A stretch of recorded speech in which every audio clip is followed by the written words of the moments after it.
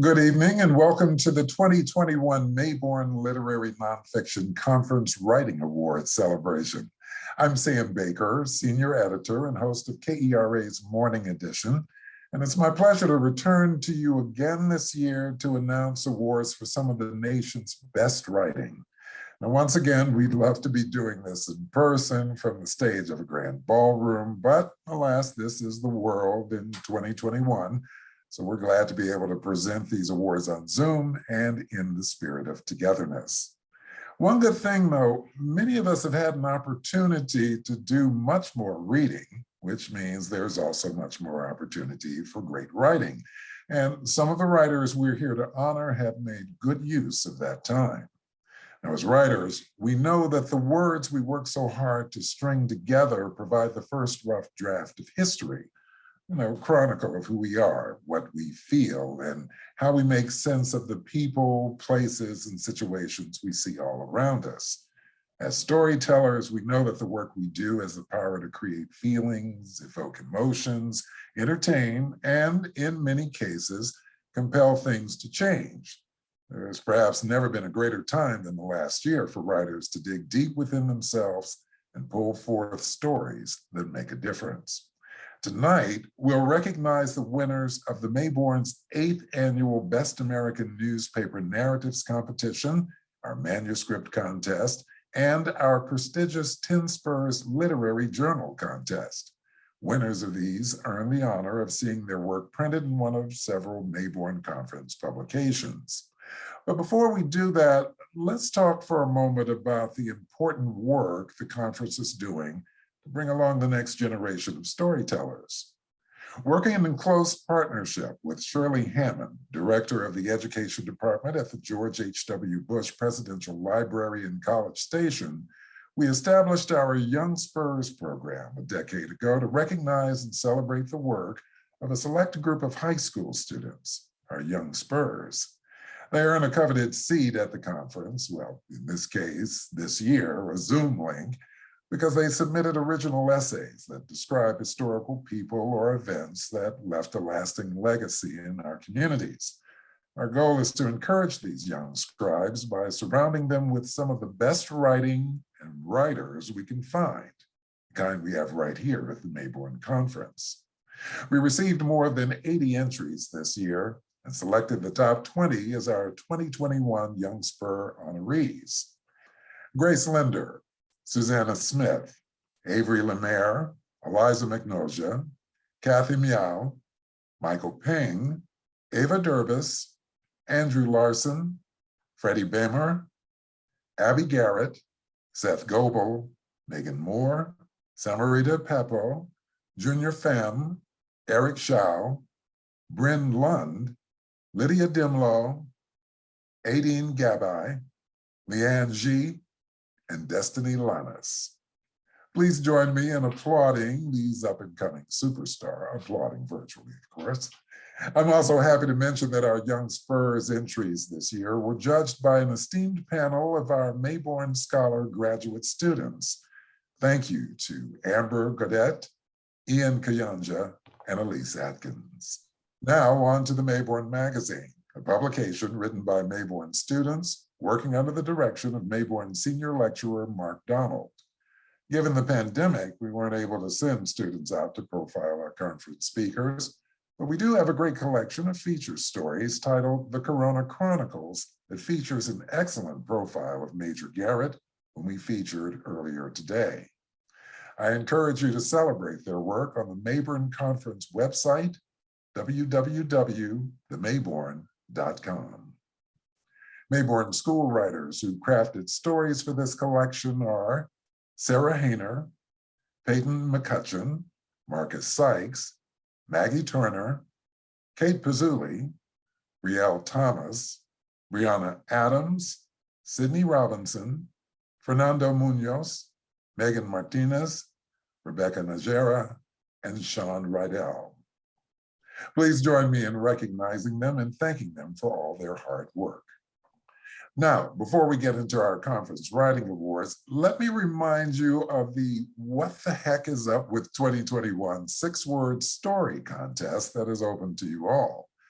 Based on Ernest Hemingway's legendary six-word story, For Sale, Baby Shoes Never Worn, this is your chance to wax nostalgic on your take on a truly memorable year. Tweet your story to Mayborn Baby Shoes.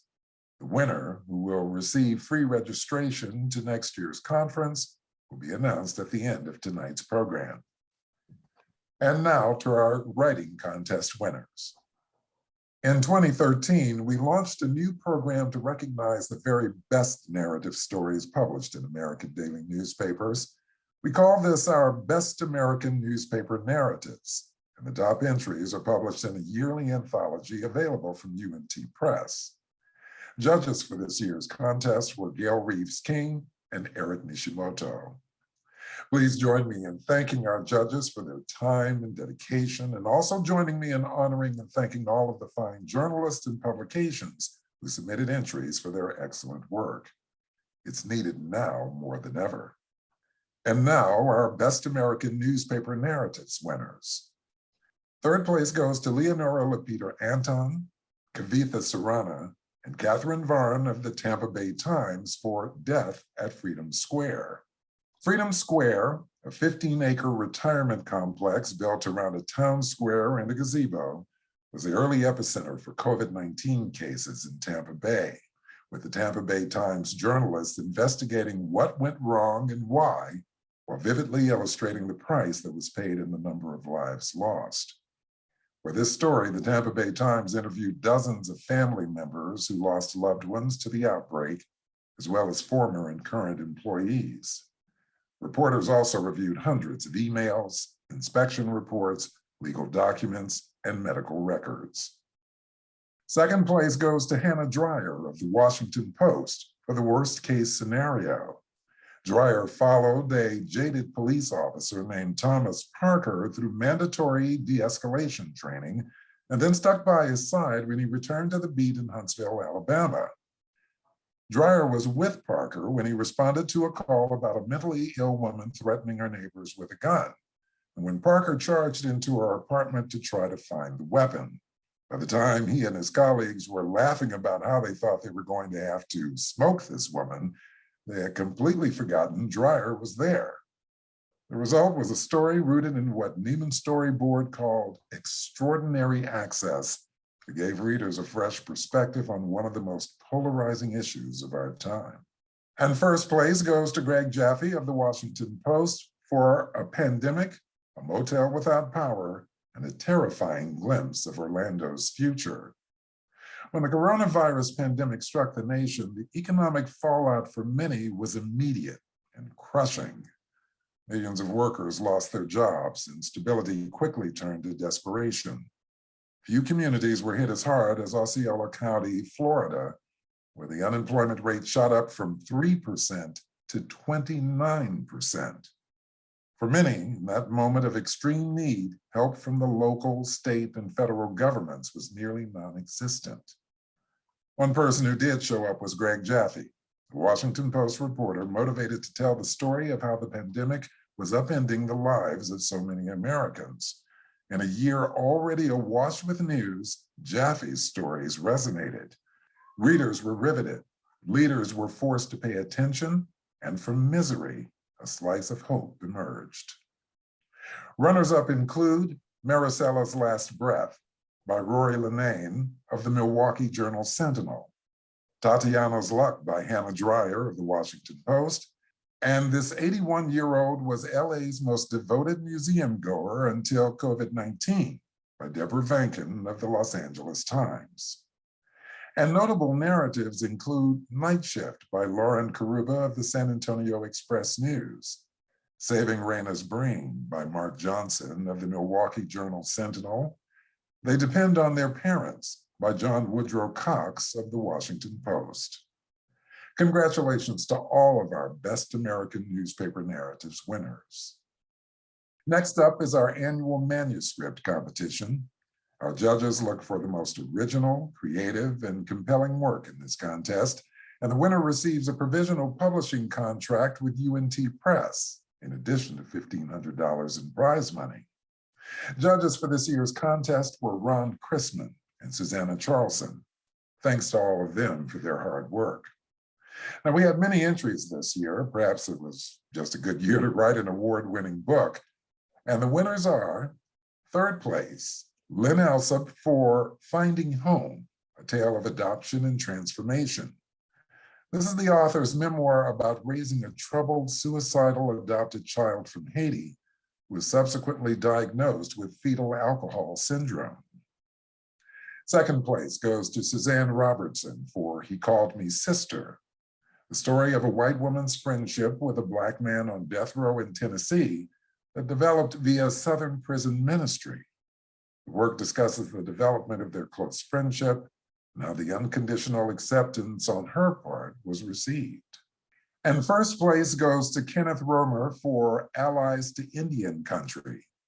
This book explores the author's white family and their 100 years of alliance and advocacy for Native Americans. Anchored in the author's academic Native American literature expertise, the work is a personal memoir whose narrative discusses cultural appropriation, along with the family's work done as allies. Congratulations to all of our winners. And now, the winners of our prestigious 10 Spurs Awards.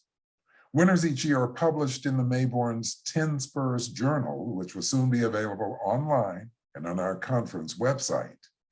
Our last issue contains the work of our winners from 2020, and this year's winners will be published in next year's issue. Judges for this year's 10 Spurs contest were Elizabeth Langton, Katie Fairbank, Beth Francesco, and Michael Lindenberger. First up is our reported narrative category. Our honorable mention award this year goes to Wheeler Sparks for This Deep Admirable Silence. In this work, the author discusses their travels through Afghanistan in 2010 and what they learned about the country's music and musicians. Those experiences are then juxtaposed against the questions raised by the United States withdrawal this year. And our first place award, along with $1,500, goes to Kim Horner for The Guardian Angel of Laughlin Drive.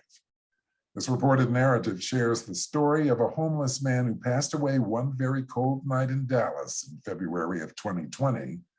The author shares how she first came to meet the man and delves further into the man's life, how he came to be on the streets, and the very special relationship that existed between him and the neighborhood art school. Congratulations to these great winners. Next comes our winners for personal essays. Our honorable mention award this year goes to Cindy Corpier for What Doesn't Kill Us. The author shares experiences from her life's work as a physician and juxtaposes those demands against her immersion into the fine arts. And our first place award, along with $1,500, goes to Fernando Santos for A Second Chance. The author shares the story of how she came to the United States as a foreign graduate student in journalism, weaving together her family background, her father's idealization of the American dream, the influences of her past studies, and how her newfound adventure represents the opportunity to get it right this time. Other 2021 10 Spurs honorees are Rissa Brown for Dreamhouse Vignettes, Jeff Campbell for Safe at Home, and Brittany Johnson for Graves into Gardens.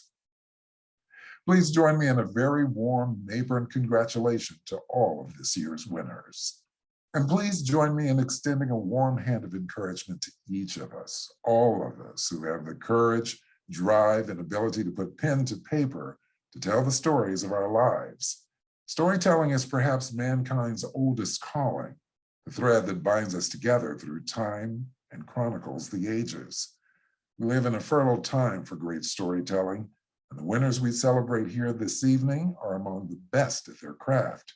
They join a long and storied line of Mayborn Conference winners and are now members of our Authors Guild and 10 Spurs Society. Congratulations again to them all. Now is the time for all of you to think about the stories you'd like to tell over the coming year, the narratives you'd like to share, the essays you'd like to pen. The Mayborn Writing Contest will be open around the middle of next year, and your entries are welcomed. Again, I'm Sam Baker, Senior Editor and host of KERA's Morning Edition. You can join us online or on air at 90.1 FM each morning. It's been my privilege to be your presenter again this year, and I look forward to hopefully seeing you all in person next year. Thank you.